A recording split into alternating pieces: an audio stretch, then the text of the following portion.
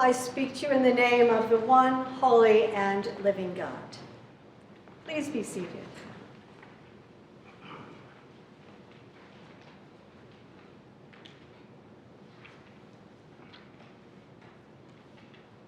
Are you Republican or Democrat? I say yes. Are you pro-choice or pro-life? I say yes. Are you capitalist or environmentalist? Again, I say yes. Now, just in case you're frustrated with these questions and my responses, please bear with me as I try to explain. I experience these as forced choice questions.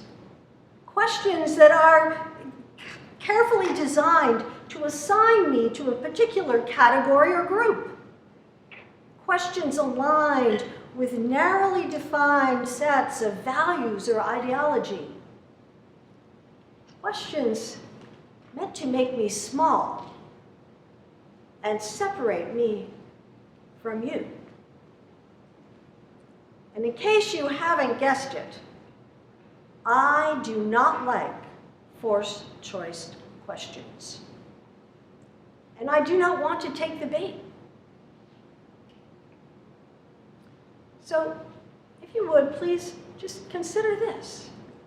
Do you want drinkable water and breathable air? Or do you want freedom from government interference in your life? I would suggest that our answer must be yes and yes. Using forced choice questions to distract, divide, and entrap people is an age-old political strategy, and this is precisely what we witness in our gospel text according to Matthew this morning. This is what we see as the Jewish religious officials, the Pharisees, along with the men who profit by collecting taxes for the Romans, the Herodians. This is what they're trying to do. They're trying to entrap Jesus with their question. Is it lawful to pay taxes to the emperor or not? Is it this or is it that? Which black and white bucket does this fit into? Which side will Jesus choose? Now, the first thing to remember when we're trying to engage this text is that the Pharisees and the Herodians are opposing groups. The Pharisees enforce strict worship of God in prayer and adherence to the Jewish law. The Herodians support the monarchy of Herod, who is the source of their livelihood. And together, they are trying to force Jesus with their question to choose a side. And the thing is, if Jesus protests against paying taxes to Rome, well, the Herodians will immediately accuse him of treason and of inciting the people to rebel against the Roman authorities. On the other hand, if Jesus supports paying tax to Rome, he will be counseling the Jews to use idolatrous coins that not only sport the head of Caesar on them, but also the inscription, Tiberius Caesar, Augustus, son of divine Augustus. Well, Jewish law clearly prohibits the possession of idolatrous objects. Furthermore, if Jesus supports the paying of taxes, his followers who are oppressed by excessive tax will feel betrayed. So what is Jesus to do? Which side will he shrink into? Now, I'd like to suggest that we've all been there, caught between a train and a platform. What side are you on? Are you for profitable business or for expanded access to health care? Are you for free speech or for civil discourse? Are you for free enterprise or for environmental protection? You know, whenever we are faced with these forced choice questions, our antennae need to rise up. And we must become wise as Jesus. Refuse to be distracted, divided, and entrapped. Like Jesus, we must be wise and refuse to take the bait.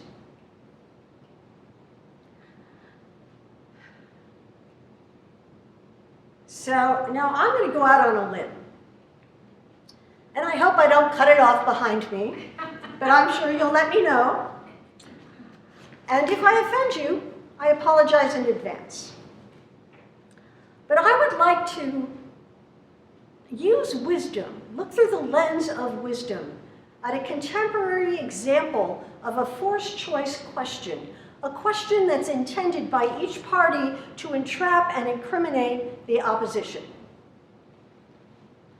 So here's the question. Are you for environmentalism or for capitalism? So how do we begin to engage this wisely? Well, first, wisdom begins by asking, what are the values inherent or fundamental to each position? And what are the downsides to each? Okay? So I am going to give a very simplified, from my perspective, description of capitalism and environmentalism. Capitalism affirms people's rights to private ownership, and many of us enjoy that. We enjoy owning our home and our cars, whatever other property we may have. Capitalism maintains our freedom to use our resources for profit, so we can invest our money in real property or in stocks and bonds and buildings, businesses. Capitalism privileges individual rights, a right to own property, including guns, and to have custody over our bodies, deciding how we want them to be treated and what we want them to do. So overall, capitalism has led the United States to great economic success. It's kind of undisputable. Environmentalism values protection and conservation of natural resources. Many of us are mindful of that. We think about our use of energy. We think about our use of water, especially here on the desert when we have no monsoons. Environmentalism privileges the common good. And we experience that as we care about our neighbors and we care about our planet. We take care of our property. Environmentalism protects public lands and it provides access to national parks and to seashores to all people, expanding the possibilities for many to engage in the enjoyment of property without having to own it. So what are the downsides? A downside of environmentalism is that action aimed for the common good can impinge on individual rights. So a person who owns property might want to drill for oil, might want to use fracking. And there might be regulations supported by environmentalism to impinge upon that right. A downside of capitalism is that private ownership of resources does not incentivize action aimed at the common good. So, for example, manufacturing processes tend to privilege profit over the side effects of contaminants that may be released in the course of manufacturing onto shared public resources, the air or the land. So, what do we have here? Two clear, non-overlapping buckets? So holding all of that, let me ask you again. Are you for capitalism or environmentalism? I believe if we're really honest with ourselves, we probably have to say yes, yes. So what shall we do? Well, as people of faith, I believe we must refuse to be distracted, divided, and entrapped. Distracted by the high emotion with which each side or each group spins their story and demonizes the other. Divided by shrinking ourselves into a singular category or group, making ourselves less than all that we are. Entrapped by political ideologues who, like the Pharisees and the Herodians, are bent on winning by getting us to pledge loyalty to them, to their side. We must be wise. We must not take the bait. You see, as people of faith, we affirm from the beginning all of creation is good. All of creation is good, including the earth and all that dwells on her and in her and around her. And so from the beginning, we are environmentalists. As people of faith, we also affirm that from the beginning, human beings are very good,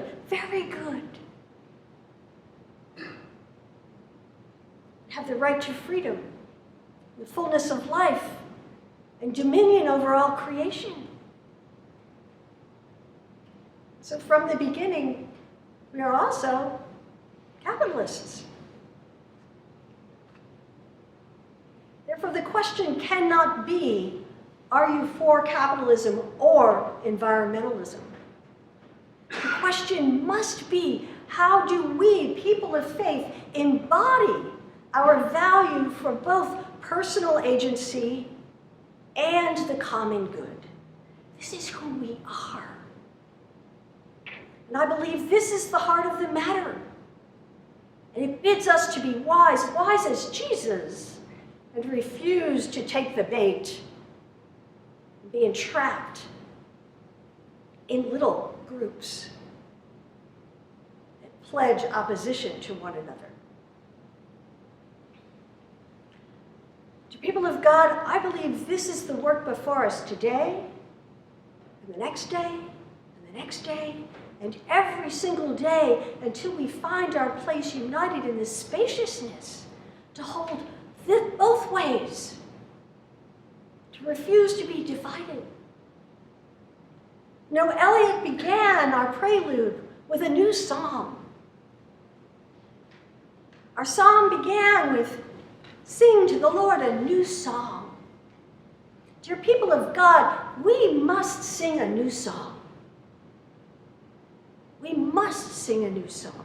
A song about unity, not division. A song about how we, the people of God, hold these values together. It's not this or that. It is this and that.